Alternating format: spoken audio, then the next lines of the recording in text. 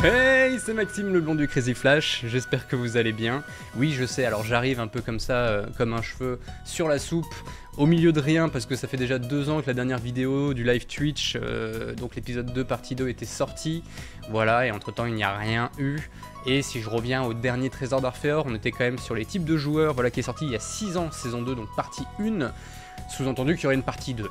Partie 2 qui a été tournée dans son entièreté, tout était là en termes de matière, il suffisait de le monter, mais c'est un peu à ce moment-là que ça a été plus compliqué pour nous, et du coup cet épisode n'a jamais été monté.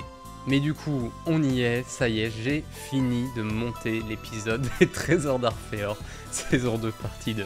Voilà, c'est l'anniversaire d'Arpad et de moi-même, on le fête chaque année ensemble, voilà, c'est nos 27 ans cette année, et je voulais offrir cet épisode monté, parce que je me suis dit que c'était un bon moyen de vous remercier tous et de mettre un point d'orgue finalement à cette aventure d'Arkay Productions.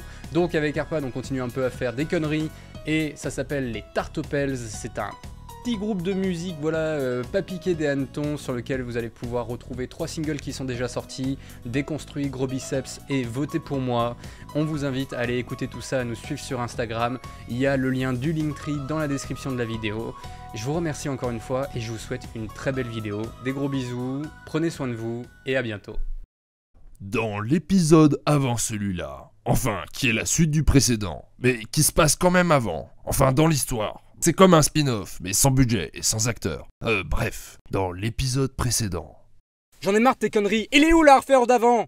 Allez, on se remue les miches et on s'y remet. Mais avec quel argent? Je t'expliquerai, contact, on s'y remet. Ok.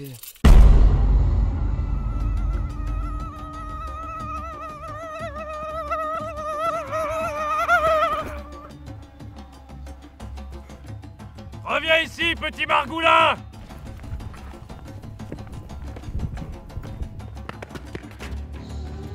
Prends le pognon! À toi de jouer!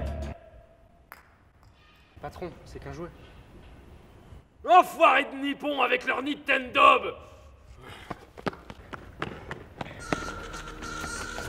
Oh putain de merde. Maxime! Non seulement toi et ton petit copain abruti vous permettez de mettre en danger ma carrière, mais en plus de ça vous venez chez moi me voler? T'as intérêt à me rendre immédiatement ce sac, et peut-être que je consentirai à pas contacter et payer des haters pour bombarder de pouces rouges ton émission de Clodo!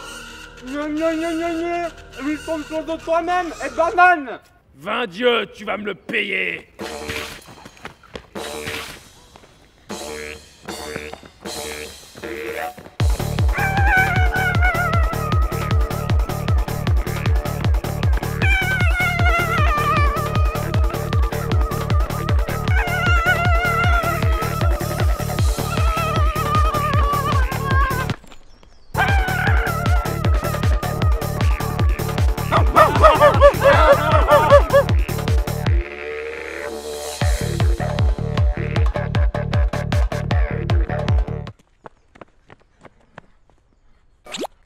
Vous foutez quoi, bande de feignasses? Je sais pas, vous nous avez appelé tout à l'heure pour nous demander de l'aide. Mais oui, mais pas pour filmer, mais pour attraper ce crétin!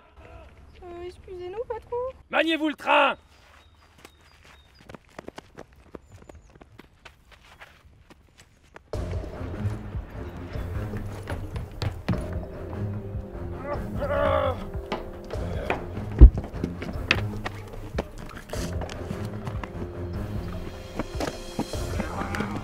Reviens ici, Maxime! Jamais!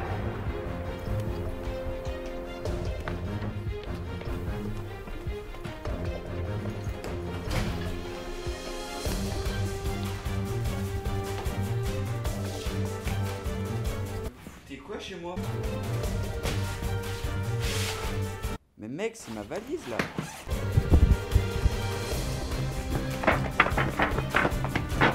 Attendez, chef, j'ai des outils.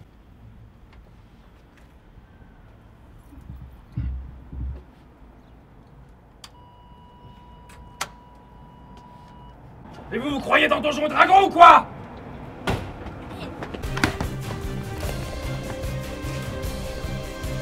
Et où le connard?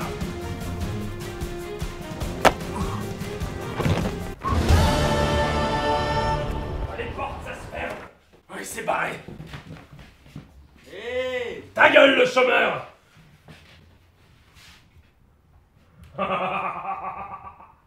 Oh le con de blond. On se casse.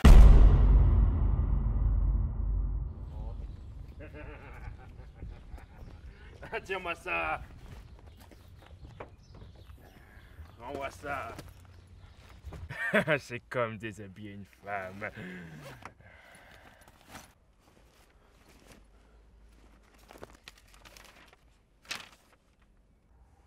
Désolé, patron. Vous avez pas dit merci. Putain de blond de merde. Qu'est-ce qui me manque encore pour ce satané décor voyons voir, j'ai la cloche, l'invadeur, la Game Boy, il me manque quoi? Il me manque la hache. Qu'est-ce que j'ai foutu de cette saleté de hache? C'est quoi cette musique?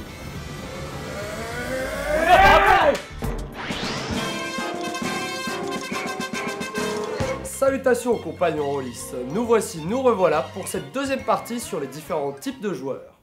Dans l'épisode précédent. Putain, Arpad là! Ça fait 2 fois que tu nous fais le coup, les gens ils savent dans quel épisode on est! Bah, Dans c'est- l'épisode précédent! Bah c'est bon, je suis nerveux là, j'arrête de fumer là, je Ouais, prends bah un peu t'avais la pas grappe. qu'à commencer aussi! Bon, allez, en place là! Ça tourne! Action! Bon, de quoi allons-nous parler aujourd'hui? Eh bien, de comment placer les différents types de joueurs autour de la table, les gérer collectivement et les intégrer dans vos campagnes et scénarios. C'est parti! Comme vous l'avez vu dans l'épisode précédent, qu'on vous invite à visionner si c'est pas déjà fait, il existe différents archétypes de joueurs et il faut non seulement savoir les gérer au cas par cas, mais aussi de manière collective. Pour commencer toute cette histoire, il vous faut tout d'abord une table. Table basse. Bienvenue chez Snurkle Passion Table. Avec nous, vous pouvez tabler sur une réussite. Bon, vous avez votre table, vos joueurs avec leurs archétypes et tout ce qu'il vous faut pour jouer, on peut commencer à réfléchir à comment gérer collectivement tout ce beau monde. Constituer une équipe d'aventuriers, ce n'est pas juste avoir votre équipe de bras cassés autour d'une table. Il faut en effet développer tout un esprit d'équipe et de coopération afin que votre campagne et vos scénarios se déroulent bien. Il faut donc constituer votre groupe dans un cadre roleplay, ne pas hésiter à les impliquer à partir de cette constitution dans la création de votre campagne et la mise en place de détails dans votre univers. Cette démarche vous aidera d'ailleurs dans la création d'un véritable esprit d'équipe et de coopération. Allez, tous avec moi! Et ben alors? Ah ouais, c'est vrai, je suis joueur de jeu de rôle. J'ai pas d'amis. Suite à ça, il faudra aussi décider qui est prêt à mener quel rôle, c'est-à-dire qui assurera le rôle de protecteur du groupe, qui sera le meneur, qui sera celui qui bastonne et qui sera le contrôleur. Bonjour messieurs, contrôle des titres de transport s'il vous plaît. Non, c'est celui qui se déplace et appuie le protecteur. Ces rôles sont extrêmement importants à définir car ils permettent d'avoir une équipe équilibrée qui s'en sort. Après, n'oubliez pas que ce genre de conseil s'applique plutôt à des standards de jeux de rôle qui mêlent autant d'histoires que d'énigmes, que de combats, etc. Pour certains jeux, ces conseils ne seront pas applicables. Dans un appel de Cthulhu par exemple, où les ennemis sont beaucoup plus forts que vous et vous dépassent, on ne pourra pas aborder la même stratégie que dans un Pathfinder. Mais on va rester sur ces conseils car ils s'appliquent à beaucoup d'autres jeux. Le rôle de chacun et chacune dans cette histoire est important. Le protecteur aura le rôle du tank, il se met en première ligne et encaisse les dégâts pour les autres. Le meneur a une vision d'ensemble du jeu et peut faire en sorte d'octroyer soins et support. Le cogneur ira lui bourriner les méchants vilains pas beaux et se spécialise dans les dégâts pour les rosser. Et le contrôleur accompagne le protecteur pour lui fournir assez de dégâts et une protection. Après, s'il vous manque un de ces rôles, pas de panique. Il faut pas paniquer. Mais oh, il y a toujours manière à bidouiller. Mais bon, l'idéal c'est de tous les avoir afin d'avoir une équipe équilibrée. Et comme vous pouvez le deviner, nos petits archétypes de joueurs collent plus ou moins bien à différents rôles. Pour le protecteur, on pourrait imaginer le gros Bill par exemple, qui pourrait ramasser en premier les objets. Pour le cogneur, le joueur bastonneur, le meneur, le joueur acteur, etc. etc. Vous comprenez la logique. Après, il y a certains types de joueurs qui passent partout, et les choix se font évidemment selon les goûts et les couleurs. Attention cependant à ne jamais imposer quoi que ce soit à vos joueurs, après tout c'est eux qui choisissent. Ok, toi tu seras le protecteur, toi tu seras le cogneur, et toi tu seras la plante verte. Oh non, pas encore, c'est toujours moi d'habitude. Ça va? Pour ces histoires de rôle, restez dans une attitude bienveillante de conseil, adaptez-vous à vos joueurs et tout se passera bien.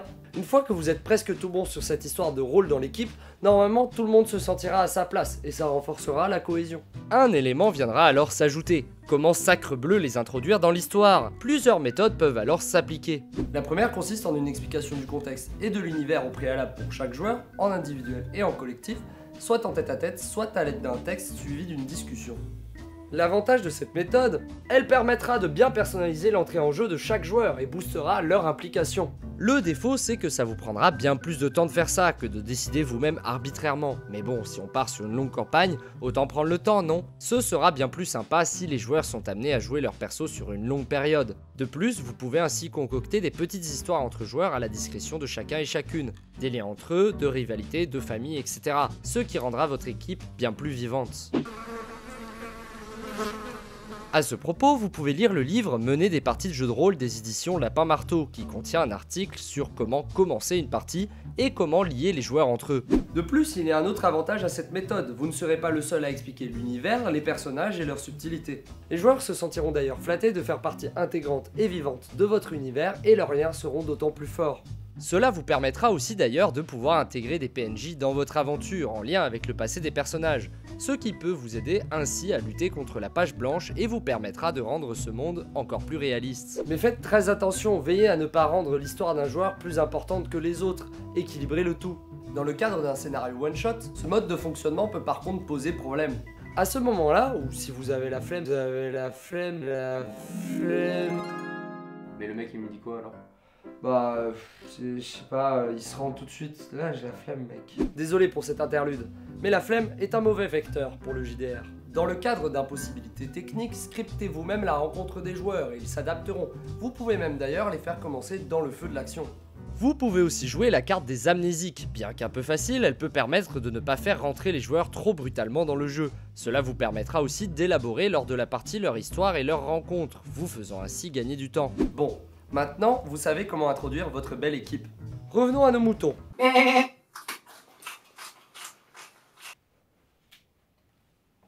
Bon, revenons à nos moutons. Il est important d'équilibrer son équipe entre les différents rôles que l'on a vus avant, et réfléchir à compenser si jamais il nous en manque un. Passez par de la discussion avec vos joueurs sur les stratégies à établir. Ne lésinez pas là-dessus ou votre groupe périra. Évidemment, ne faites pas votre fiefé sadique et restez bienveillant, l'idée c'est de quand même s'amuser et pas de se faire du mal. Il existe d'autres donjons que Donjons et Dragons pour ça. Une fois l'introduction des joueurs faite et que vous avez défini leurs différents rôles, vous pouvez passer aux étapes suivantes. Répondre aux attentes de ce groupe, leur gestion collective et leur placement autour de la table. Bon, pour répondre à leurs attentes, rien de plus simple, les écouter. Ça fait plus de 10 minutes qu'on l'attend là quand même. Attention, pas d'habitude. Ouais. On n'arrive pas à avancer dans cette quête non plus là contre le monstre, le boss du donjon. On parle pas. Plus d'armes. Non, pas comme ça. Là c'est bizarre. Il suffit juste de leur poser des questions. Ah d'accord, d'accord, ok, j'ai compris. Posez-leur des questions, les bonnes questions, et adaptez-vous aux différents archétypes de joueurs qui composent votre groupe afin de façonner les épreuves et les rencontres. 3 points que l'on a vus s'articulent entre eux. C'est pour cela que nous allons donc procéder type de joueur par type de joueur pour vous expliquer tout ça. Comment s'adapter à eux, répondre à leurs attentes, les placer autour de la table et les gérer les uns par rapport aux autres. Pour placer les joueurs, ce n'est évidemment qu'un caractère informatif. Mais ne forcez personne à être placé là où il ne veut pas. C'est seulement là pour vous aider si vos joueurs sont ok pour être placés. Vous allez vous asseoir où je le dis, nom de Dieu, bande de serpillères à vomi. Allez hop là, toi à cette place et toi à cette place là. Passons tout d'abord par le joueur acteur.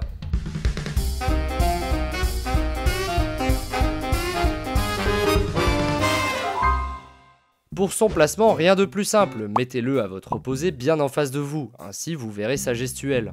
Eh bien moi je prends l'arc. Le joueur acteur va souvent beaucoup parler avec des gestes théâtralisés, ainsi vous ne devez louper aucune miette de ce spectacle étant donné que vous obtiendrez des éléments d'interprétation sur ses intentions. De plus, le placer au bout de la table fera que son entrain emmènera tous les joueurs entre vous et lui à plus s'impliquer. Vous pouvez d'ailleurs aussi placer le joueur observateur qui est assez timide à côté de lui, afin qu'il l'entraîne dans son implication, mais toujours avec bienveillance. Mais tu vas parler, espèce de moule à gaufre! Une fois le placement vu, il sera très important de lui proposer des épreuves à la rencontre de PNJ. Il adore ça car cela lui permet de se mettre en scène. Il aime les défis à base de rencontres. De plus, il pourra entraîner dans son élan dramatique d'autres joueurs, rendant ainsi la scène plus vivante. N'hésitez pas non plus à faire des PNJ hauts en couleur qui seront à la taille de votre joueur. Cela permettra en plus au groupe de passer du temps avec eux, notamment pour trouver des indices de manière vivante.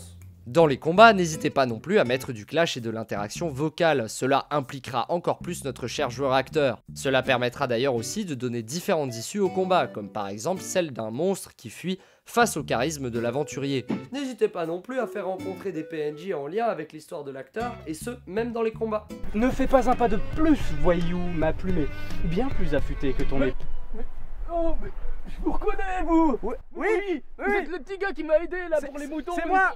Enfin, monsieur, c'est pas des marques. Cela va le perturber et il pourra ainsi jouer avec ses éléments. En parlant de combat, il serait d'ailleurs temps de parler du joueur bastonneur.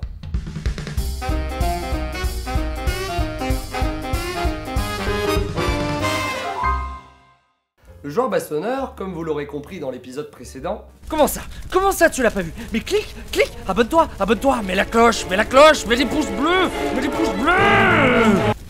Pardon, comme vous l'aurez compris, il aime se battre. Pour ce qui est de répondre à ses attentes, n'hésitez pas non plus à mettre en place des combats riches et variés contre des gros méchants pas beaux. Mais c'est pas sympa ça! Avec ces combats, il déploiera une sacrée bonne dose d'énergie, ce qui dynamisera votre table. Vous savez maintenant comment répondre à ces basses attentes.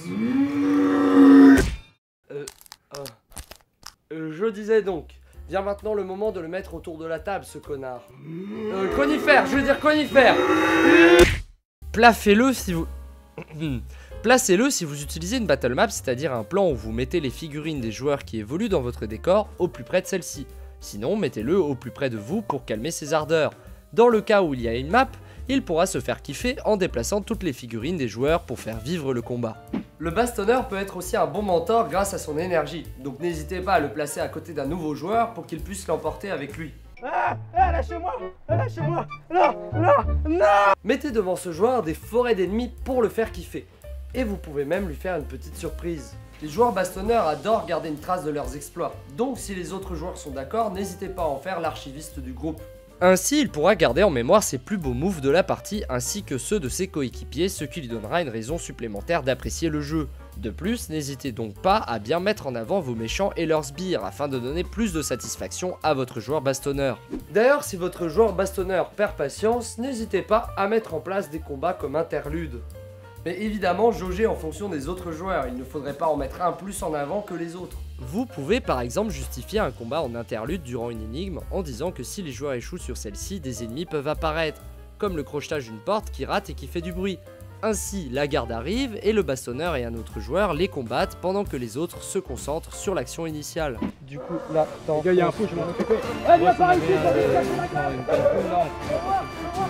Vous savez que leur Grimborist, Auric, là, il est en position pour venir. Après vous avoir compté un des nombreux exemples de mise en place de combats d'interlude, nous allons maintenant passer aux joueurs compteurs.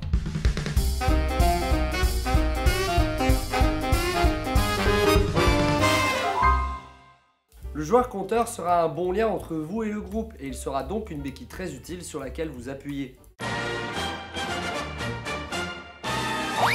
Il pourra bien concilier l'histoire, les détails, les rencontres, là où le MJ peut parfois se perdre. Impliquez-le donc bien dans l'histoire, en liant bien les quêtes et en utilisant des éléments du passé des joueurs pour les mettre en place, et mettez en scène les PNJ. Ce joueur aura suffisamment de recul pour créer les liens, les apprécier et communiquer sur eux.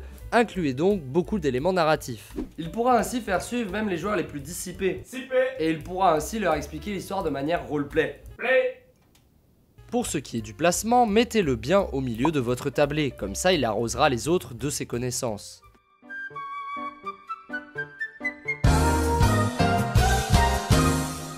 Il les arrosera donc de ses connaissances et les impliquera mieux dans la constitution de votre histoire commune.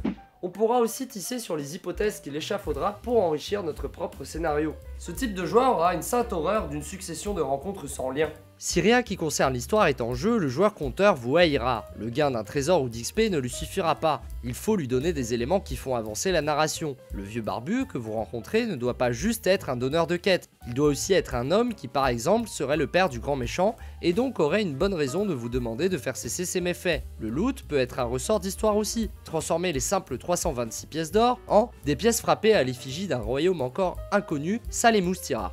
Dans le cadre d'une campagne, chaque personnage rencontré devra avoir un lien avec son objectif final. Si le joueur compteur n'a pas l'impression que la campagne avance au niveau scénaristique de soirée en soirée, celui-ci abandonnera vite le jeu. Il faut bien lui montrer que chaque scénario est un épisode d'une histoire plus vaste. Donnez donc aussi une histoire à chaque PNJ rencontré, cela donnera de la saveur. Faire ça permettra aussi de le perturber. Mais le joueur explorateur sera toujours là pour le remettre dans le droit chemin.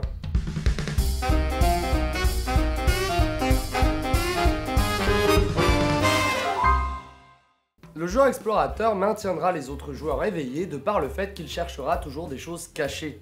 Et là, il y a un passage secret là. Là, peut-être qu'il y a un passage secret, non plus. Là, il y a un passage secret. Fait A. Là, non, pas de passage secret. Attention cependant à ce qu'il ne saoule pas les autres en cherchant là où il n'y a rien. Oh, il y a un passage secret. Récompensez tout de même sa curiosité de temps à autre car elle est le plus souvent un moteur au sein du groupe. N'hésitez pas à le placer à côté de vous afin que lorsqu'il vous demande des détails sur la carte, vous puissiez lui en fournir sans saouler les autres. Installé à côté d'un nouveau, il peut d'ailleurs l'entraîner dans sa soif de curiosité.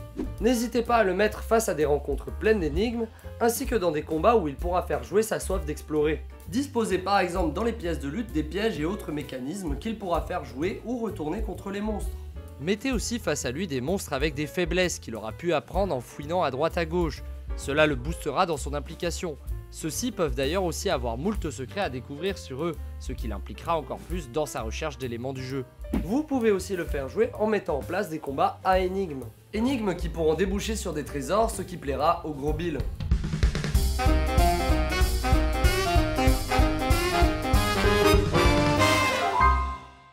Un gros Bill dans votre équipe sera un gros plus pour ce qui est du combat et des règles. En effet, comme dans les combats il cherchera à roxer, il excellera. Et sa connaissance des règles sera un gros plus pour vous. Comme il cherche à les exploiter à fond pour s'optimiser au mieux, il les connaîtra bien et donc pourra être un atout quand vous aurez un doute sur celle-ci. Placez donc le en conséquence plutôt au plus proche de vous. Cela vous permettra de discuter avec lui quand il s'agira de consulter les règles. Vous pouvez aussi le placer à côté d'un nouveau joueur dans le cas où celui-ci n'est pas familiarisé avec les règles du JDR. Néanmoins, il faut tout de même pas oublier de le mettre pas trop loin du joueur acteur. Cela permettra ainsi d'éviter que le gros Bill voit la partie seulement comme un enchaînement de calculs statistiques et d'optimisation de l'équipe et de son perso.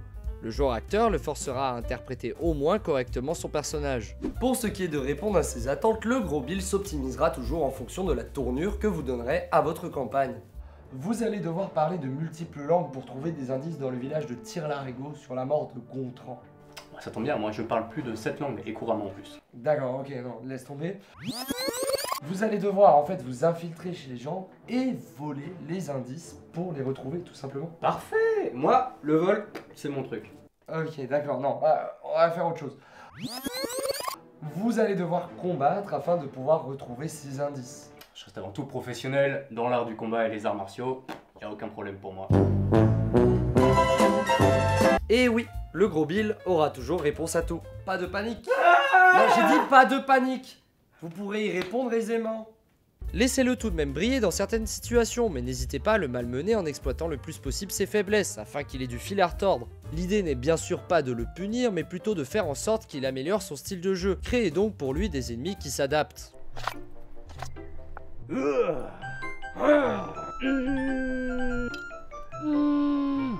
Si le gros Bill échoue, il en sera d'autant plus heureux car il sera obligé de se réadapter et se rééquilibrer. Faites aussi en sorte qu'écouter l'histoire et ses détails lui rapportent des récompenses et de l'XP. Au feu, un extincteur.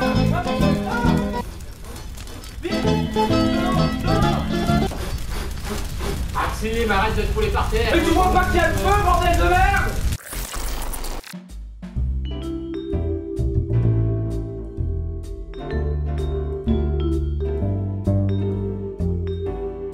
Un problème technique? Ça doit être la faute du joueur impulsif.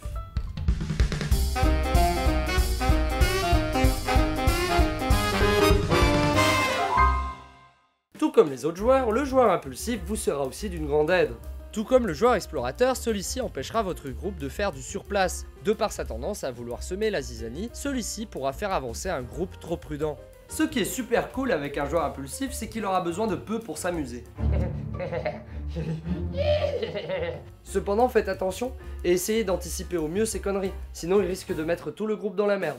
N'hésitez pas à le placer près de vous afin de voir ses sollicitations, mais surtout au plus près du joueur réfléchi ou de tout autre joueur que vous sentez indécis, afin que celui-ci puisse les pousser au cœur de l'action. Concoctez-lui, j'ai bien entendu, concoctez. Non, je disais, concoctez-lui des rencontres qui vont le désarçonner et le surprendre. Préparez-lui aussi une bonne soupe de légumes. Non! Préparez-lui aussi des défis vastes et de longue haleine dans lesquels il pourra se jeter corps et âme. Rendez le décor le plus interactif possible afin que celui-ci puisse s'en servir et qu'il en soit satisfait. Il déteste les moments où ses actions ne servent à rien, donc jouez sur ça. D'autant plus que cela ajoutera une touche de spontanéité et d'humour à vos combats. Mais il faut aussi lui montrer que faire n'importe quoi peut apporter des conséquences néfastes au groupe. Et oh, faut pas déconner, hein, on n'est pas à la crèche. Hein. Juste pour voir. Non. Non mais pas à ce point-là, là, les gars, là. Il est où le responsable SFX, là? Faut qu'il arrête de se la péter. Payez-moi. Il faut aussi à tout prix faire attention à ce qu'il ne gâche pas le plaisir des autres parce qu'il s'ennuie. Occupez-le avec d'autres actions que l'action principale si vous voyez qu'il s'emmerde.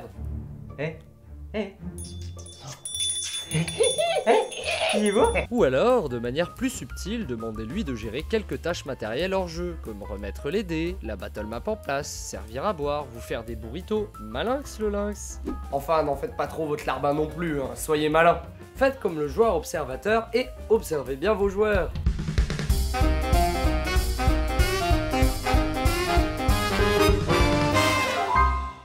Le joueur observateur, même s'il ne sera pas autant impliqué que les autres, restera un atout majeur autour de votre table. En effet, comme il ne veut pas à tout prix jouer un rôle précis, il pourra compléter là où il y a des manques. Il calmera aussi les tensions entre les joueurs si jamais il y en a, ce qui est plutôt pratique. Faites tout de même gaffe car comme le joueur observateur est là avant tout pour passer du temps avec ses amis et pas tant pour la partie de JDR, parfois il aura donc l'air absent ou du moins pas autant impliqué que les autres. Ne prenez pas ça à titre personnel et ne soyez donc pas vexés. Faites plutôt en sorte de lui montrer les bons aspects du JDR afin de lui donner envie. Récompensez donc toutes les initiatives collectives ou individuelles originales afin de montrer qu'à plusieurs c'est meilleur.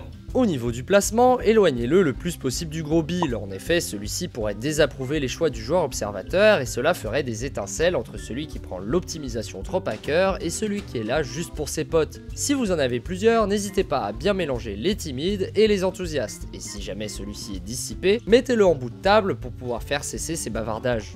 Vous arrivez donc dans la forêt. Vous arrivez donc dans la forêt. Vous arrivez donc dans la forêt des Seychelles. Après, l'essentiel avec le joueur observateur, c'est de s'amuser. Donc faites pas ça trop serious business. Bien sûr, restez fidèle à l'ambiance de votre univers, cela ne doit pas non plus être un prétexte pour faire du n'importe quoi. Mais vous pouvez par exemple faire en sorte de décrire de manière dynamique et roleplay vos combats et vos événements. En faisant des caisses, vous intriguerez peut-être suffisamment le joueur observateur pour l'impliquer. Au lieu de parler stats, décrivez par exemple les effets d'une attaque, si possible en les mettant au mieux en scène. Et là, se dresse devant vous le grand Torgul, le magnifique, avec son immense espadon, il vous prend, vous le met sous la gorge. Vous êtes effrayé, vous êtes complètement désemparé. Après réflexion, je ne ferai pas ça à ce point-là. En parlant de réflexion, passons au joueur réfléchi.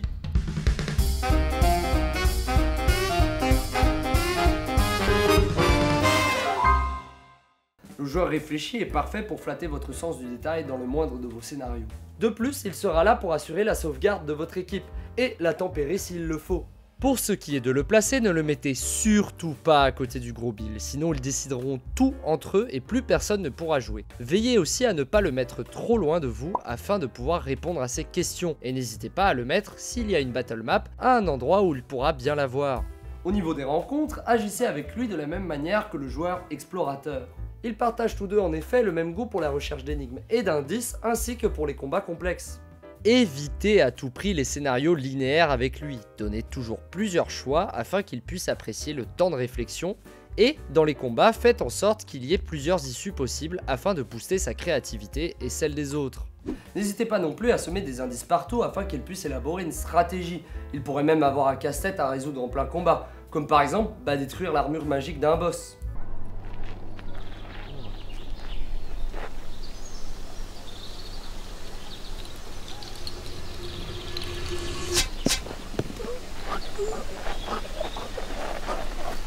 Et c'est ainsi que s'achève cette deuxième partie de vidéo. Maintenant vous savez tout sur la gestion collective de tous ces types de joueurs. N'hésitez pas à nous dire dans les commentaires vos meilleures strats pour faire taire le joueur acteur. N'hésitez pas non plus à mettre un pouce bleu, à vous abonner et à défoncer cette cloche pour savoir nos prochaines sorties de vidéos, dont la prochaine qui sortira en juillet 2022. Merci beaucoup à Clément de nous avoir emmenés sur les lieux du tournage. Merci beaucoup à Adrien Domino d'avoir relu notre script pour voir s'il n'y avait pas trop de conneries. Et merci beaucoup à Antoine et à Nassim qui sont à la lumière et à la caméra. On remercie encore ces deux bolos qui viennent de nous rejoindre. Super ambiance. Ah bah super, c'est ça, on se casse. Hein. Je voulais dire bolognaise. Ouais, c'est ça. Et les copains. Ouais, les copains, c'est sympa de bosser ensemble, non? Sans nous, hein. Et les copains, ils reviennent. Bonjour. Vous êtes bien sur la messagerie des Tartopels. Malheureusement, ils ne sont pas disponibles. Ils sont trop occupés à pousser leurs gros biceps pour essayer de déconstruire à main nue la République. En attendant qu'ils puissent vous répondre, nous vous proposons un extrait des meilleurs moments de leur tube. Je baisse que des féministes, le sexe, clito, cul. J'suis pas pédé. Je sais qu'ils le pensent au fond. Du vernis sur les mains. Pédé? Non, j'suis pas pédé. Tartine ta mère et ta sœur. La famille. Deux vrais montreurs mollo. Le problème c'est Mediapart. Rien à foutre ta gonzesse. Tout plein de gratitude. Prédateur. On va pouvoir pécho un À max. nous les meufs. Merci d'avoir patienté, mais ils ne sont toujours pas disponibles. Veuillez laisser votre message après le bip.